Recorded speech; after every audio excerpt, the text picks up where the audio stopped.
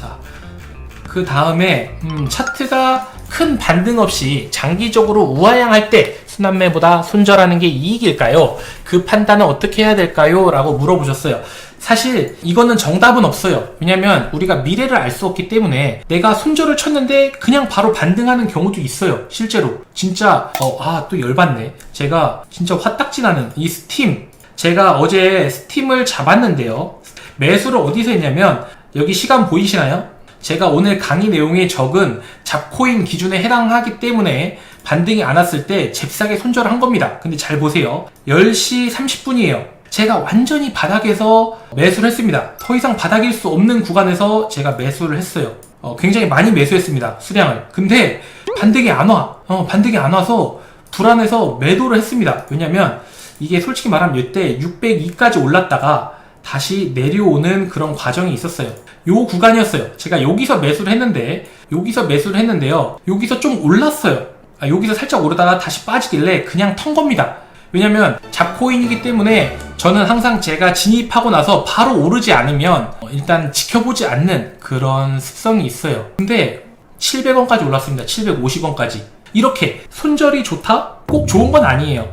이렇게 안 좋을 수도 있어요. 제가 만약에 여기서 좀 더 빠지면 그냥 순환매로 버텨봐야겠다 이런 생각이었으면 수익을 많이 낼 수 있었겠죠. 어쨌든 저는 제 기준에 맞춰서 그냥 손절을 한 거고 본절치기 한 거죠. 그렇기 때문에 꼭 손절이 좋다, 순환매가 좋다 이거는 우리가 결과가 나오기 전까지는 알 수가 없습니다. 자, 그러면 그 다음에 판단을 어떻게 해야 되는지 알려드릴게요. 판단. 첫 번째, 먼저 순환매를 하지 않고 손절하는 경우에는 아래와 같은 거를 고려하는 편입니다. 단기간 혹은 최근 며칠간 다른 코인들에 비해 독보적으로 많이 올랐다가 하락하는 코인인가? 이게 정말 중요해요.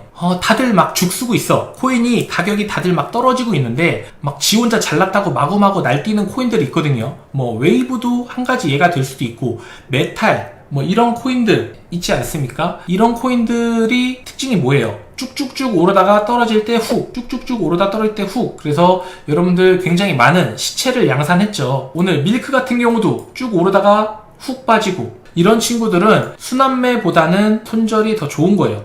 두 번째, 특별한 호재 없이 혹은 호재 같지도 않은 호재인데 급격하게 올랐다가 조정이 온 코인, 별 그지 같지도 않은 기사 하나에 올랐다가 내렸다가 완전 시체 다 양산시키고 개미들만 피눈물 쏟게 하는 이런 코인들. 자, 세 번째, 평소에 거래량이 없는 코인인데 갑자기 뜬금포로 오른 코인들, 평소에 사람들이 지지리도 안 찾는 코인인데 갑자기 막 뛰어. 자, 마지막 네 번째, 평소 낚시를 자주 하는 코인, 이 특정 마켓 메이커들이 정말 장난을 많이 치는 코인들이 있어요. 이런 애들 패턴, 특징, 피레침 쏟고 내리꽂고, 피레침 쏟고 내리꽂고, 이 간격이 1시간도 안 돼요. 빠르면 30분 안에 끝납니다. 이런 코인들은 여러분들 그냥 안 하는 게 제일 좋고, 진짜 나는 갬블러의 피가 흐르고 있어서 나는 홀짝을 꼭 해야겠어, 이런 난 야수의 심장이야, 이러신 분들이라도 꼭 손절 위주로 접근을 하셨으면 좋겠습니다. 자, 그 다음에 현물 거래랑 선물 거래를 둘 다 하는 이유가 뭔가요? 라고 진짜 이것도 너무 많이 물어보세요. 현물은 알트코인 위주로 거래를 하고요. 선물은 비트코인 위주로 거래를 합니다. 요거는 나중에 요 강의 내용을 한번 보시고, 일단 현물은 트랩이라는 거는 위아래로 이렇게 한번 위로 쏟았다가 아래로 쏟았다가 혹은 아래로 푹 꽂았다가 위로 올렸다가 레버리지를 까지 더해지면 굉장히 위험해지기 때문. 그러면 왜 비트코인은 선물로 하느냐? 비트코인은 시총이 커서 변동성이 크지 않기 때문에 레버리지의 도움을 받아서 작은 변동성에도 또 수익을 낼 수 있게 하기 위해서. 자, 이거예요. 요런 이유를 가지고 이렇게 제가 하게 되는데, 조금 더 자세한 이유는 여기 영상에 나와 있습니다. 그래서 요거 영상을 나중에 한번 보시면 좋을 것 같아요. 그 다음, 나시님은 언제 익절하세요? 익절 퍼센트나 타이밍이 궁금합니다. 익절 퍼센트를 정해놓고 하진 않아요. 퍼센트라는 거는 우리가 정할 수 있는 게 아닙니다. 저는 그렇게 생각을 해요. 왜냐면 단타는 장세가 굉장히 다이나믹하고 어떨 때는 변동성이 좀 적고 어떨 때는 변동성이 많고, 그렇기 때문에 변동성이 많은 날과 적은 날은 당연히 익절 퍼센티지가 달라질 수밖에 없다라고 저는 생각을 하거든요. 당연히 상승장에서는 단기간에 반등이 많이 올 테니까 똑같은 10분을 기다려도 많은 수익을 낼 수 있을 테고, 반대로 변동성이 적은 장에서는 내가 똑같은 자리에서 잡았어도 있어도 수익이 작을 수밖에 없는 겁니다. 제가 실제로 어저께 최신 데이터로 업데이트를 했는데 어제 제가 잡은 거예요. 여기 날짜가 나와 있죠. 4월 21일 비트코인을 숏을 2번을 잡았는데 한 번은 42,700대에서 숏을 한번 잡아서 42,650에 팔았고요. 변동성이 별로 없죠. 한 10분, 15분 정도 기다렸는데 변동성이 별로 없어서 털은 거고, 또 한 번 오르길래 여기서 또 한 번 42,953 거의 단기 최고점에서 잡았어요. 숏을 잡았는데 이것도 한 200불 여기 정도에서 팔았습니다. 단타는 짧게 먹는 게 제 성향이라고 얘기를 드렸기 때문에 요런 짧은 구간 안에서 같은 15분이지만 변동성이 다르기 때문에 수익 자체는 차이가 발생을 하게 되는 그런 모습을 보여주는 겁니다. 더 못 오를 것 같다 그러면 정리를 하는 거고, 더 오를 것 같다 그러면 좀 기다리는 거고, 그리고 매도 시점은 롱 포지션의 경우에 바닥을 잡고 나서 반등이 왔는데 호가창에서 매수세가 점점 약해지고 매도 물량이 점점 쌓일 때, 그리고 숏 포지션은 그 반대겠죠. 롱 포지션과 반대로 고점을 잡은 이후에 하락이 왔는데 매도세가 점점 줄어들어. 근데 매수 물량이 점점 받쳐줘. 이럴 때 저는 파는 편입니다. 자, 상승장에서 하락장에서 현금 비중은 어느 정도로 가져가는 게 좋을까요? 라고 물어보셨을 때 정답은 없지만 요렇게 제가 분배를 하면 좋을 것 같다라고 생각을 합니다. 대상승장 제가 날짜도 다 적어놨어요. 시드를 이렇게 퍼센티지를 가지고 운용을 하면 어떻게 수익이 발생을 하고 혹은 어떻게 손실이 발생을 하고, 그러면 이 비율을 어떻게 능동적으로 내 상황에 맞춰서 조절을 하면 될지, 이런 것들을 백테스팅을 해보시면 됩니다. 하지만 제가 권장하는 퍼센티지는 요 정도예요.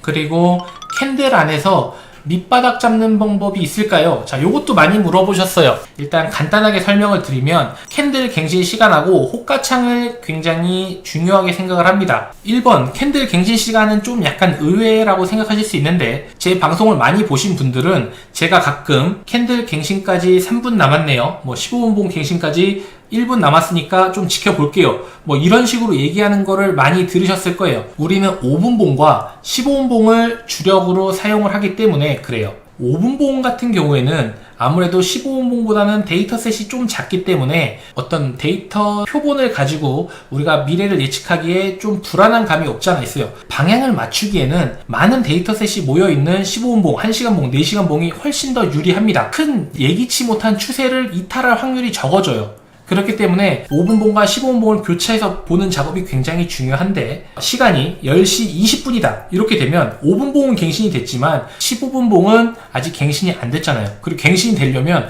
5분봉이 2개가 더 만들어져야만 15분봉이 갱신을 할 수 있게 되는 겁니다. 근데 15분봉 차트가 좀 판단하기가 애매해. 근데 5분봉은 하락할 것 같아.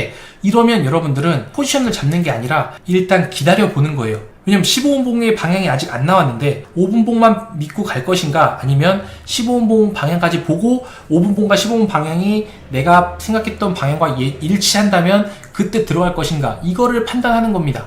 확률을 좀 더 높여보자는 거예요. 두 번째는 호가창입니다. 호가창에서 매수 매도세의 움직임을 보고 판단하는 건데요. 예를 들면, 자, 우리가 메탈의 예를 들어볼게요. 여기서 요런 캔들 패턴을 보여주고 있다라고 우리가 가정을 하고 진입 자리를 골라본다라고 한번 가정을 해볼게요. 여기서 오르다가 그대로 내리꽂았고 하락 추세가 좀 약해지는 것 같다 싶더니 아직은 잘 모르는 그런 위치죠. 애매모호하죠. 들어가야 되나 말아야 되나. 제가 이거 쓸 당시에는 결과는 몰랐어요. 저는 안 들어가는 걸로 일단 결론을 내렸었거든요. 여기 시간 나와 있죠. 요때 당시 요 호가창을 보면 요런 모습이었습니다. 그러면 저는 여기 있는 매도벽이 별로 없지만 요 당시 호가창과 요런 상황을 봤을 때 반등을 해도 크게 오르지 않을 것 같다라는 그런 생각을 했었어요.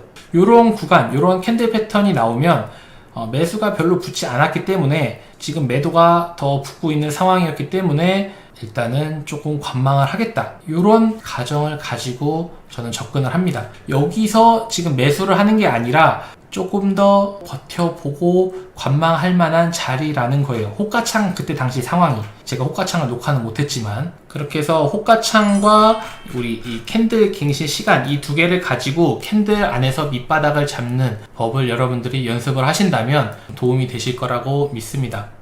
해외 거래소를 쓰는데 이거는 제가 여러분한테 많이 설명드렸던 것 같은데 왜 여러 군데서 포지션을 잡으시나요? 한 곳에서만 잡으면 안 돼요? 뭐 이런 질문. 그런 이유는 세 가지가 있습니다. 첫 번째, 거래소 먹튀, 리스크 분산입니다. 거래소가 악독한 마음을 먹고 먹튀를 하면 찾을 방법이 없습니다. 제가 2017년부터 이 가상화폐를 하면서 봐왔던 거래소, 먹튀 거래소, 제가 아는 거래소들만 적은 건데도 굉장히 많아요. 그러면 여러분들이 거래소 하나에 많은 시드를 다 몰빵해놨다고 생각을 해봅시다. 근데 갑자기 그 거래소가 문을 닫았어. 그럼 여러분들 어떻게 할 겁니까? 그래서 먹튀 리스크를 분산하는 목적이 있습니다. 첫 번째.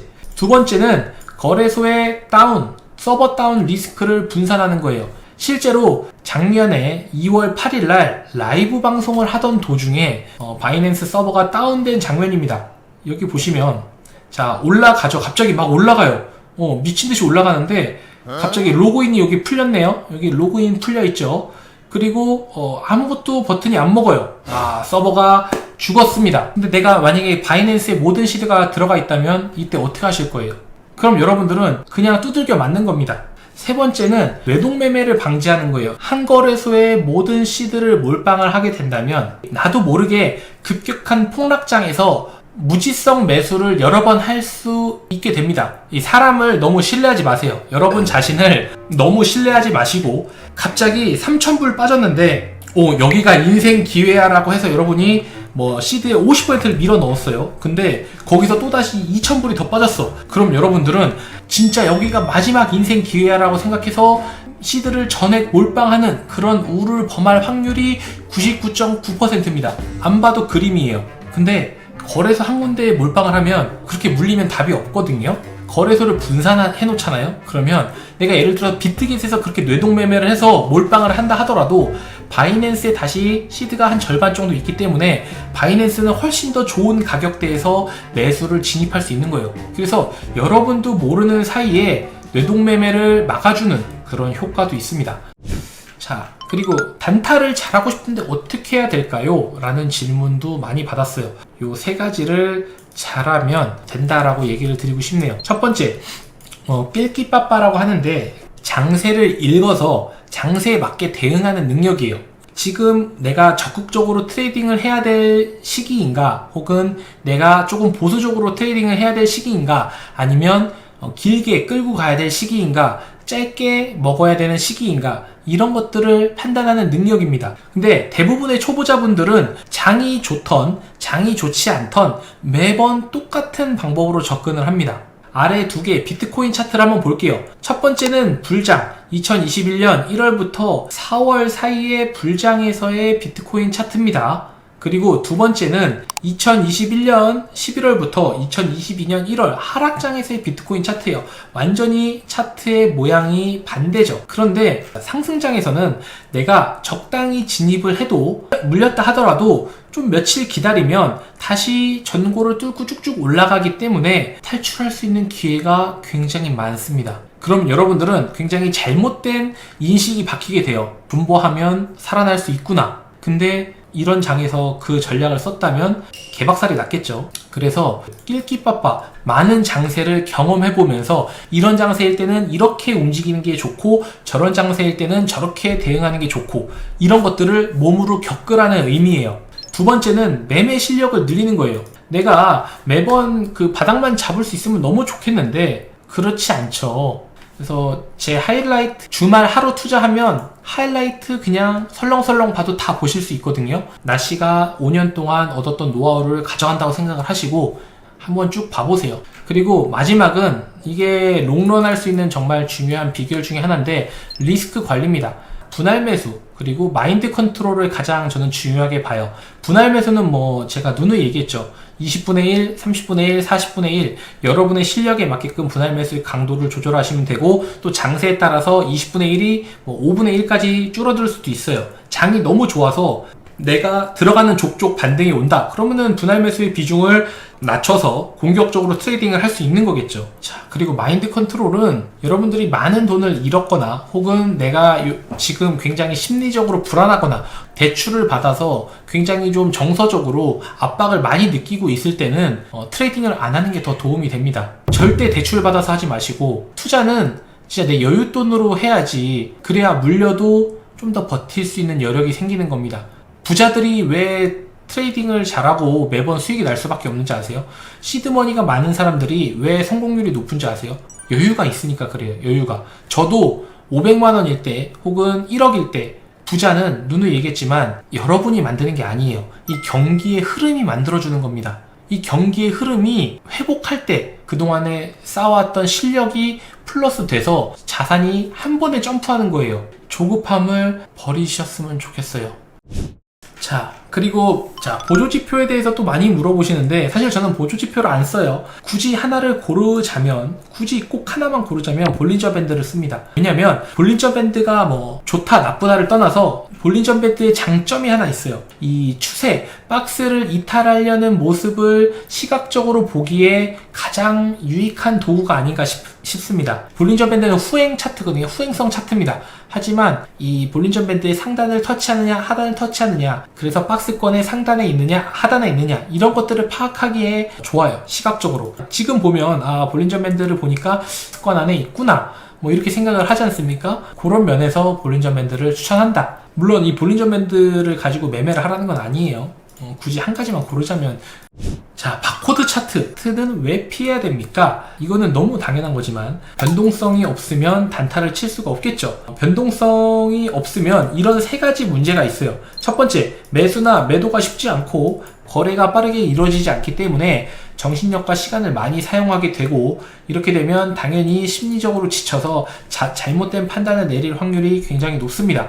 두 번째는 바코드 차트의 경우 한 개당 퍼센티지가 굉장히 큽니다. 그게 무슨 말이냐면 이 한 개의 호가창의 틱당 이 퍼센티지가 거의 1% 가까이 됩니다. 0.9% 정도 되죠. 내가 잘못해서 매수를 했을 때 다시 되돌리려면 1% 정도의 손해를 봐야만 되돌릴 수가 있는 겁니다. 반대로 여러분들이 우리가 거래량이 많은, 예를 들면 지금은 스팀 달러가 거래량이 제일 많으니까 요 한 틱당 퍼센티지가 0.14% 정도 되기 때문에 손해를 생각보다 많이 보지 않아요. 내가 여기서 샀다 하더라도 최악의 경우에 그냥 여기서 털면 됩니다. 근데 아까처럼 이렇게 한 틱당 1%씩 나오는 것들은 굉장히 부담스러워요. 손절하기가.